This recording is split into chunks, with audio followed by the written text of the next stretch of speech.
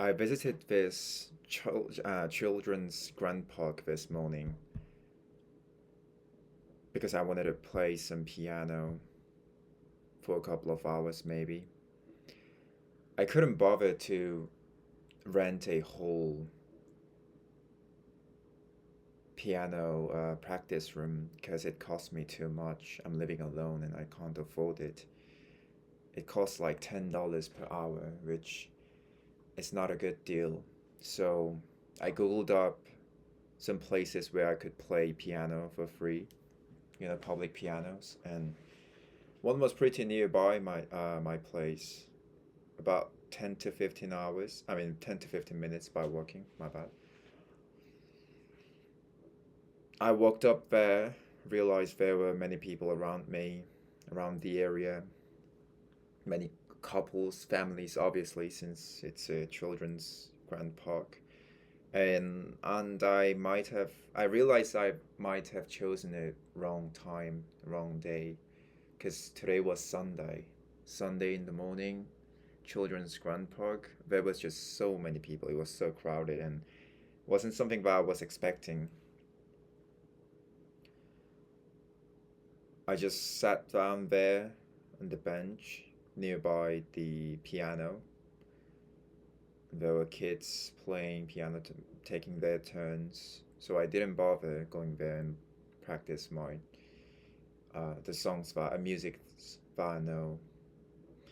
And I sat there and was thinking like, it's just so wholesome to look at those things. Look at these people, humans loving each other, laughing, kids running around, playing around, throwing jokes to each other that makes no sense, but they're laughing. And it kind of threw me back when I was a little kid, when I used to have fun with my brother, my older brother, my cousins. You know, it actually was a very wholesome moment. I wouldn't lie. I won't lie, and it makes me real. It raised me. It raised a very interesting question inside me. Is that so? First, is this the kind of happiness that I'm seeking for? Like, is this the ultimate goal of someone's life? Like, is this what it should look like? Some kind of a goal should look like. And one thing I actually answered this years ago after reading a book, and my answer to this question was is still the same. Is that you never see the downsides. See, you never see the dark sides. You never see the bad parts of certain things, like majority of the things that are observable. Like you can see through your eyes that this family looks perfectly like good, like perfectly happy and so called like seemingly happy family that makes everyone feel happy as well, wholesome and all the good stuffs. But you never know the downsides of having a whole family. We see only the hyped parts and we think that it would be great to have it, but in reality you gotta pay off. Like it's never one thing. Like you never only get that one specific thing. You get a as a whole. It's a wholesale. You get them all. You get all the depressions and all the downsides as well, but you never even know but you don't know. Same goes for those things that seems like it's those things that are considered really bad, like having no friends, having no social life. The good parts of being alone all the time in your room is that you get to figure out what is being what you're thinking. You get to be much more conscious about yourself, about the world, and it's an actual piece. It's an actual piece. The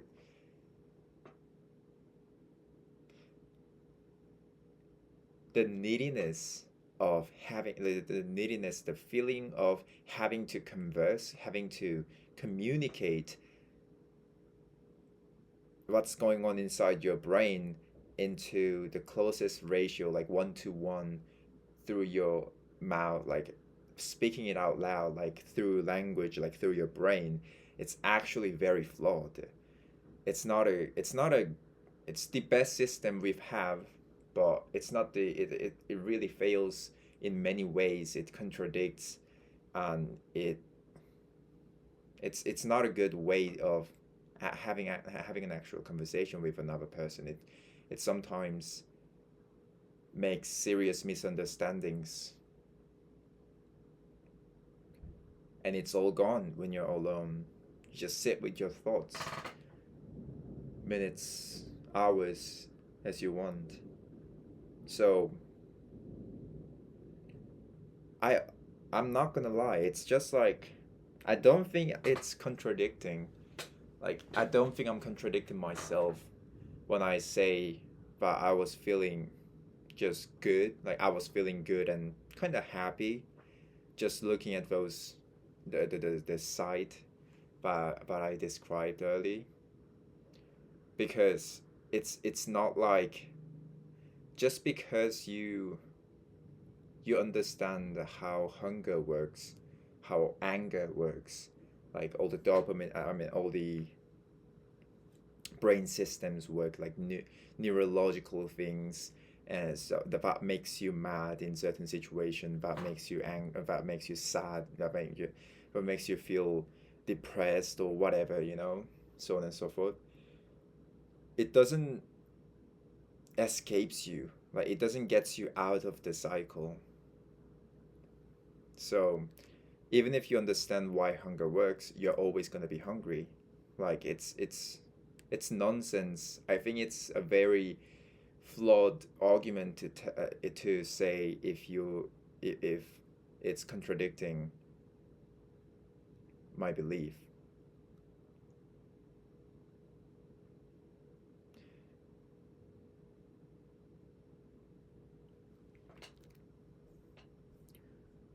And one more thing I realized while looking at the kids is that none of the kids, like we never see a kid questioning, like asking actual existential actual wait, what? It's frozen. Okay, never mind. A kid asking actual existential crisis, existential questions, I'd say, like ontological questions. There, you can find chess prodigies, like 12-year-old chess grandmasters, 12 a 10-year-old pianist, um, a kid that's exceptionally good at some kind of a skill, but you never see one being like being a philosopher, I'll say, which is interesting if you think of it, because it's not like they are not trying. Like they are always trying to make sense of the world. Like they question so many things to their parents, but they never ask things like, "What are we doing here?" or like, "What's all the point of this?" kind of thing. And I wonder if the happiness, like the moments when I was happy when I was a little kid,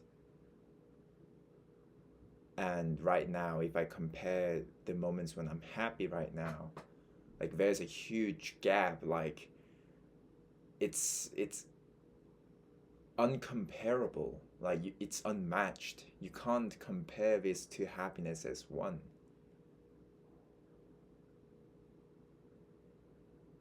I'm not saying it doesn't. It's not worth it. It's not worth of making a kid happy, but it's more like, is it just because kids are underdeveloped? So we all kind of socially agree That kids, since kids are underdeveloped, we just treat them in a specific way, different way. And when they are get to go, like when they can actually think, then we just leave them alone to their thoughts and just let them leave this world.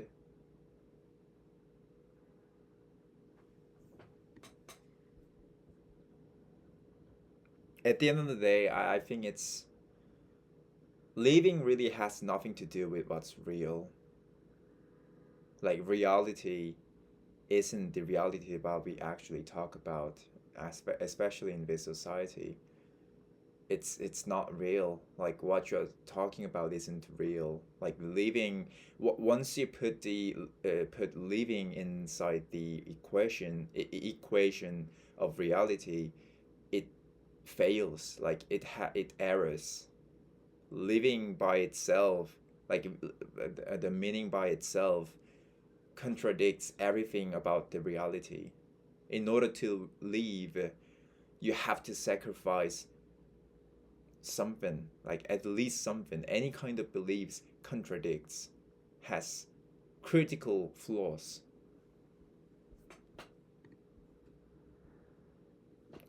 We are back.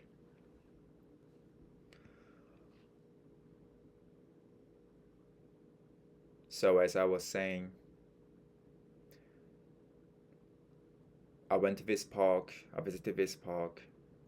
It felt so unreal about the reality and the people around me, and just wanted to share that with you guys. Not so sure if I'll ever get to the answer, but one thing that I'm sure is that the more I learn about these kind of topics, the harder it is to sleep. Like it makes me so hard to fall asleep at night, and I'm not sure if that's. I mean, sleep's good. I'm not saying I don't sleep well, but I used to sleep at 10, 11 just fine, but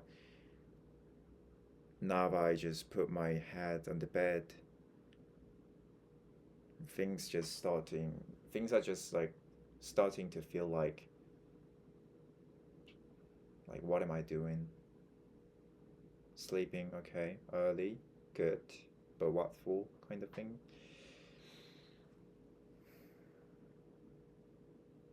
But we will move forward at the end of the day. We will move forward, and I do me, you do you, we do us. We'll get to there one point of our lives. Thank you for watching the video.